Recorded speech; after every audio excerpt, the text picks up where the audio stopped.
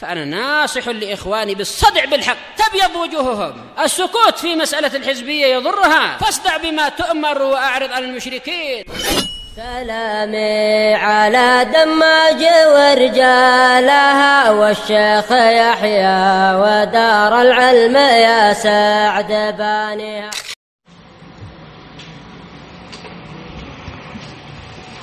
Pada pertemuan yang lalu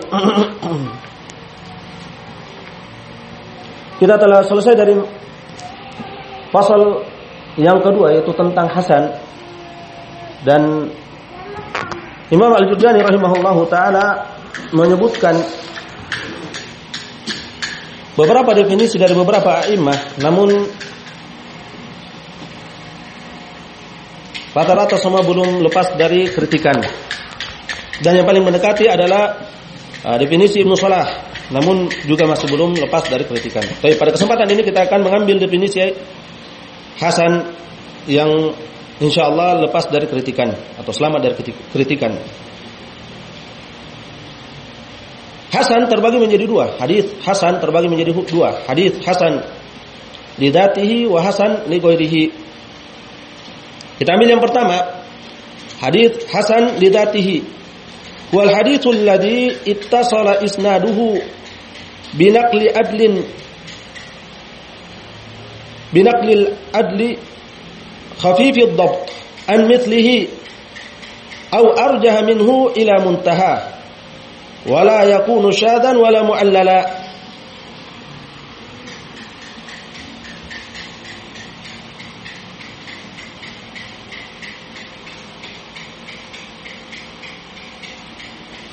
Dia adalah hadis yang bersambung sanadnya dengan penukulan adl, yang bagus keagamannya, khafifiyad dabt, yang khafifiyad dabt, yang ringan dabatnya, kurang dabatnya dari derajat thiqah, dari derajat sahih, sehingga turun menjadi hasan. Dari semisal dia yaitu tidak sampai di bawah hasan, yaitu dhaif, atau arjah minhu, atau yang lebih rajih. Karena menghukumi hadis adalah berdasarkan yang paling rendah dari derajat rawinya, dari tingkatan derajat perawinya.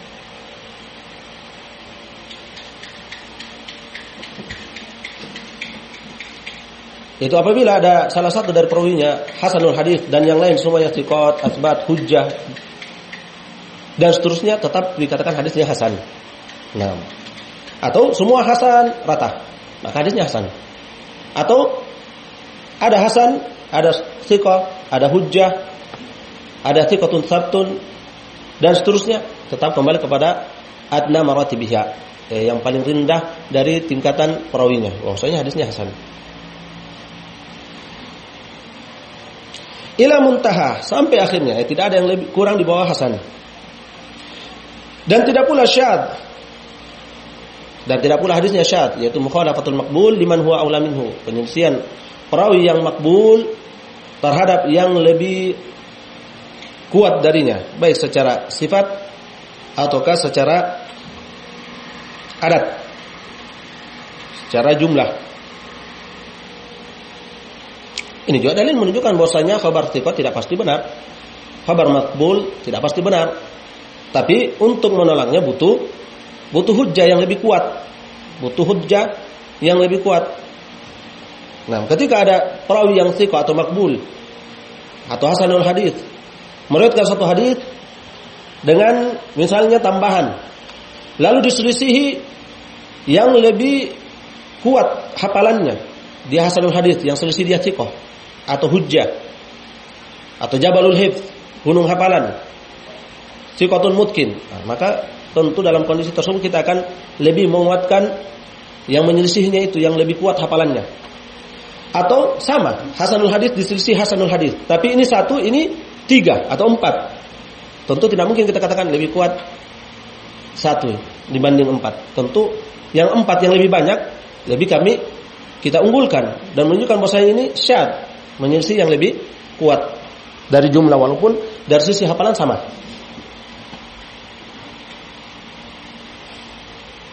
Atau kadang dari sisi khususiyah, dari sisi kekhususan, bahwasanya ini athbatun nas fi syaikhihi, sama-sama meriwayatkan dari satu syekh, tapi kok beda riwayatnya. Yang satu mengatakan demikian dengan tambahan, yang satu tanpa tambahan. Tapi yang tidak menambah ini mengatakan, atau yang tidak menambah ini athbatun nas fi syaikhihi, dia lebih athbat kepada gurunya dibanding yang satu, tidak dikenal dengannya. Itu tidak dikenal athbatun nas pada guru tersebut.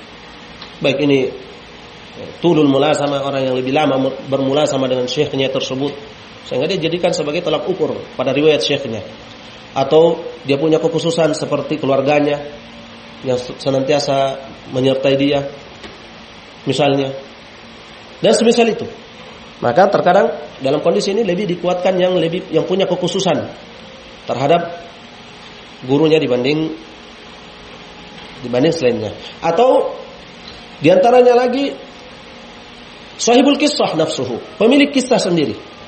Dia menceritakan tentang dirinya demikian diselisih dengan orang lain. Seperti kisah misalnya Maimunah radhiyallahu anha, istri Nabi sallallahu alaihi wasallam, dengan Ibnu Abbas radhiyallahu anhuma, kemarakannya. Maimunah mengatakan, saya dinikahi Nabi sallallahu alaihi wasallam dalam keadaan saya telah halal, yaitu telah selesai dari ihram, telah bertahallul. Ibnu Abbas mengatakan dalam keadaan masih ihram. Mana yang lebih dikedepankan? Tentu sahibul kisah lebih dikedepankan. Nah, ini semua murajjihat yang membuat walaupun sama-sama asalnya diterima kabarnya, tapi di sana ada hal-hal yang menguatkan, yang menyelisih dia dengan hal-hal yang telah lalu penyebutannya di antaranya. Walaupun kita tidak mengatakan bahwa ini dhaif atau fasik. Nah, karena yang mengatakan harus tabayyun dari khabar thiqah, berarti dia mengatakan fasik kalau begitu. Kalau harus tabayyun, mengatakan harus tabayyun ini yang tidak benar. Ucapan ini ucapan hizbiyun dan ahlul batil dalam menutupi kesalahan pembesar mereka. Tapi cukup kamu datangkan hujah yang lebih kuat, puasanya khabar itu tidak valid. Tapi hanya mengatakan harus tabayyun tanpa mampu mendatangkan hujah yang lebih kuat, mematahkan khabar thiqah tersebut, ini tidak diterima. Ya ayyuhalladzina amanu in ja'akum fasiqun binaba'in fatabayyanu. Kata Allah Subhanahu wa taala, in syartiyah. Apa syaratnya itu? Apabila yang mengabarkan itu fasik, maka bertabayyunlah, tidak ditolak mentah-mentah, akan tetapi ditabayyuni. Nah, itu baru wajib untuk tabayyun. Perintah datang tabayyun ketika pemberi kabar adalah fasik. Kalau bukan fasik, apa dalilmu mengharuskan ahli sunnah untuk tabayyun?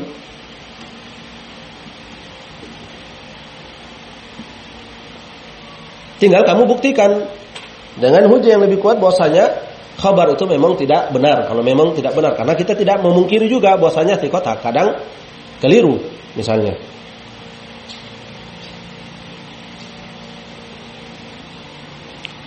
Taib wala mu'allalan, tidak pula berillah.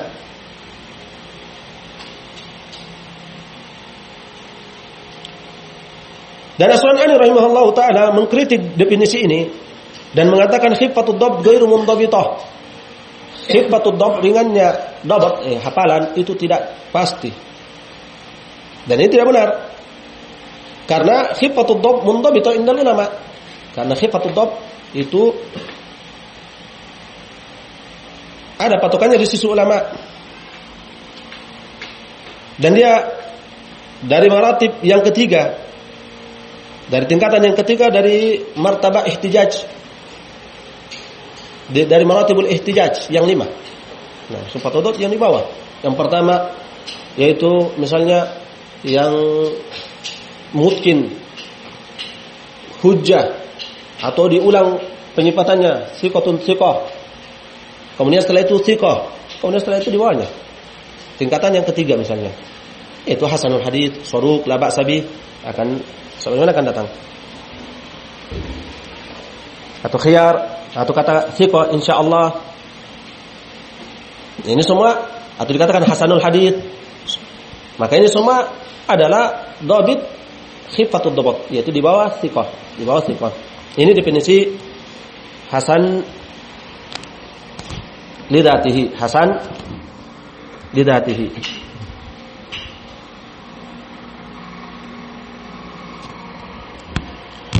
Kita berpindah pada hasan li ghairihi.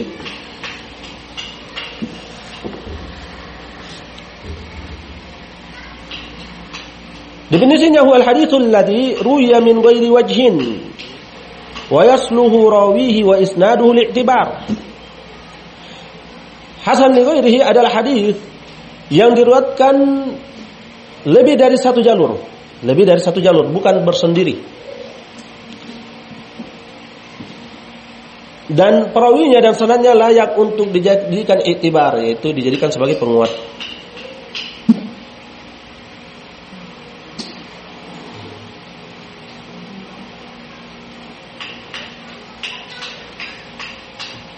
Yaitu yaslu lisyawahid wal mutaba'ah. Jadi yang layak untuk menjadi syawahid dan mutaba'ah, penguat dan yang mengokohkan atau menyokong, mendukung.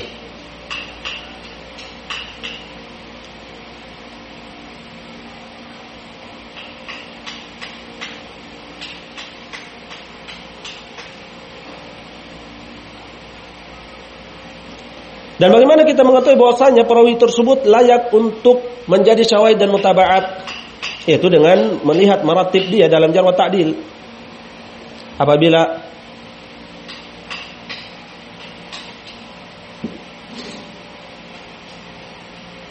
dikatakan dalam martabahnya mahal hussid misalnya, maka ini ta'dil, akan tetapi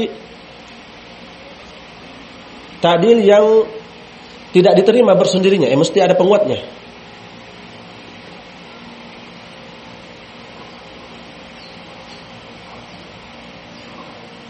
Seperti martabat berikutnya, martabat yang kelima seperti saleh, syekh. Ini ta'dil, akan tetapi tidak diterima dengan sendirinya dia mesti dikuatkan. Yaitu dhaif munjabir.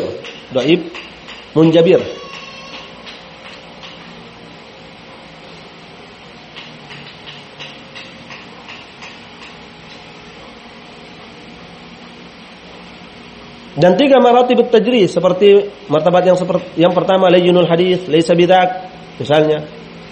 Ini jarh, akan tetapi masih layak untuk dijadikan syahid dan mutaba'at.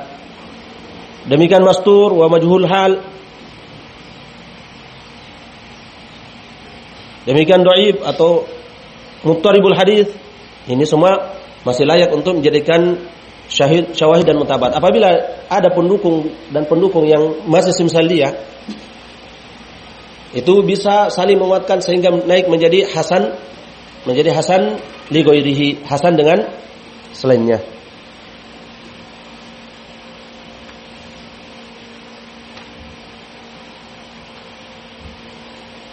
Nah, yasluhu rawihi wa isnadihi, layak perawinya dan sanad-sanadnya atau sanadnya. Baik.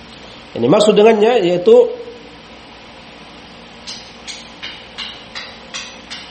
munqati'at, hadis-hadis yang munqati, di antaranya ada yang layak untuk dijadikan syahid dan mutaba'ah, dan di antaranya ada yang tidak layak. Di antara yang layak seperti mursal dan riwayat mudallisin yang tidak terang-terangan mengatakan sami'tu.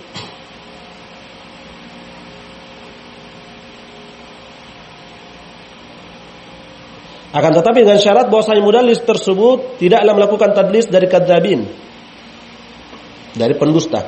Kapan diketahui bahwasanya dia melakukan tadlis dari kadzabin, maka tidak layak dijadikan sebagai syahid dan mutaba'at. Demikian mursal, apabila diketahui ternyata yang jatuh di situ adalah pendusta, maka juga tidak layak untuk menjadi syahid dan mutaba'at. Baik. Insyaallah kita akan lanjutkan pada kesempatan berikutnya seputar hadis dhaif. Kita cukupkan sampai sini. Barakallahu fikum. Subhanakallahumma bihamdik, asyhadu an la ilaha illa anta, astaghfiruka wa atubu ilaik.